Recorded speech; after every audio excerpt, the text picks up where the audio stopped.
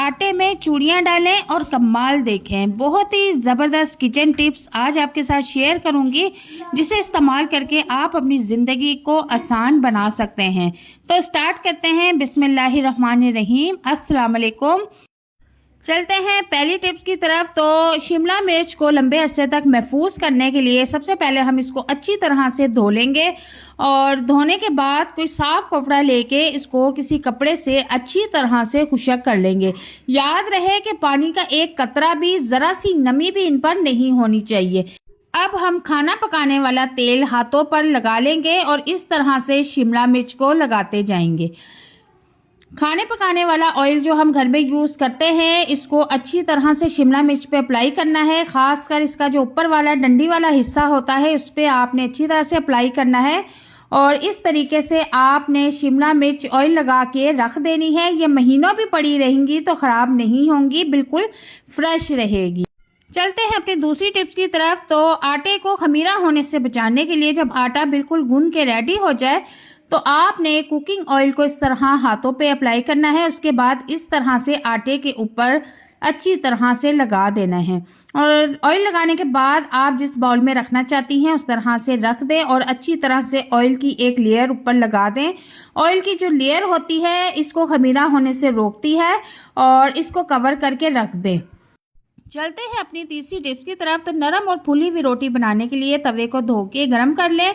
गरम करने के बाद इस तरह से 2 से 3 कतरे ऑयल के टपका दें और इनको गरम होने के बाद किसी कपड़े से इस तरह से पूरे तवे पे फैला दें। तवा चिकना कर लें और इसके बाद खुशक आटा इस तरह से इसके ऊपर फैला दें और इसको गर्म होने दें। जब गर्म होने के बाद आटे का कलर चेंज होना शुरू हो जाए तो आप किसी कपड़े से अच्छी तरह से तवे के ऊपर मसलना शुरू कर दें। जब तवे पे अच्छी तरह से इस तरह से आप रगड़ेंगी तो आपकी रोटी कभी भी इसके साथ नहीं चिपकेगी, नरम और फूली हुई पकेगी।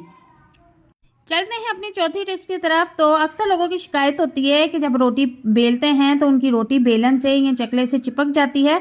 तो इस तरह से आप बेलन को आग पर सेकें, हल्के हल्के चारों तरफ से इसको सेकें। सेकने के बाद इस तरह से ऑयल या घी लगा दें और इस तरह से करने से क्या होगा कि आप जब रोटी बेलेंगी तो वो चिपकेगी नहीं और गोल और जिस तरह की आप चाहेंगी रोटी बनके रेडी होगी।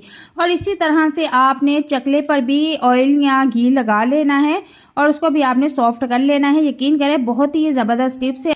तो चलते हैं अपनी अगली टिप्स की तरफ। अक्सर हमारा बेसन बर्तन धोने के बाद चिकनाई वाला हो जाता है, तो आपने इस तरह स्पंज पर हल्का सा कोलगेट या कोई भी टूथपेस्ट आपके घर में पड़ा हुआ है वो लगाकर इस तरह से बेसन पे अप्लाई करना शुरू कर दें और अप्लाई करने के बाद इसके जो नलके होते हैं उस पर भी अप्लाई कर दें और इसको तकरीबन 5 मिनट के लिए ऐसे ही छोड़ दें। तो 5 मिनट गुजरने के बाद एक बार फिर आप इसको जो है अप्लाई कर लें और इसके बाद आप इसको पानी से अच्छी तरह वॉश कर लें। यकीन करें कि इतना चमकदार आपका सिंक हो जाएगा कि ऐसे चमचम करेगा जैसे कि आज ही आपने नया लगवाया है। तो चलते हैं अपनी मेन और लास्ट टिप्स की तरफ, जो कि बहुत ही ज़बरदस्त है। अक्सर ख़वातीन जब आटा छानने लगती हैं तो उनका आटा जो है इस तरह से जम जाता है कि ठीक तरह से छनता भी नहीं है। बीच में हमें चम्मच मारने पड़ते हैं, पता नहीं क्या क्या करना पड़ता है। तो जब भी आप आटा छानने लगें तो आपने करना क्या है कि आटा छलनी ले लें और उसमें इस तरह से चूड़ियाँ रख दें और इसके बाद आप जितना आटा छानना चाहती हैं वो इसमें ऐड कर दें और फिर आहिस्ता आहिस्ता आप छानना शुरू कर दें। आप देखेंगे कि बहुत ही आसानी के साथ चूड़ियाँ जब आपस में हिलेंगी तो उसकी मदद से सारा आटा खुद ब खुद छन जाएगा। इसमें आपको हाथ मारने की या चमचा मारने की ज़रूरत नहीं है। बहुत ही आसानी के साथ सेकंडों में आटा छन के नीचे हो जाएगा। तो आप दोबारा से इसी तरह यही मेथड करें तो बहुत ही आसानी के साथ आप जितना चाहें आटा छान के रख सकती हैं।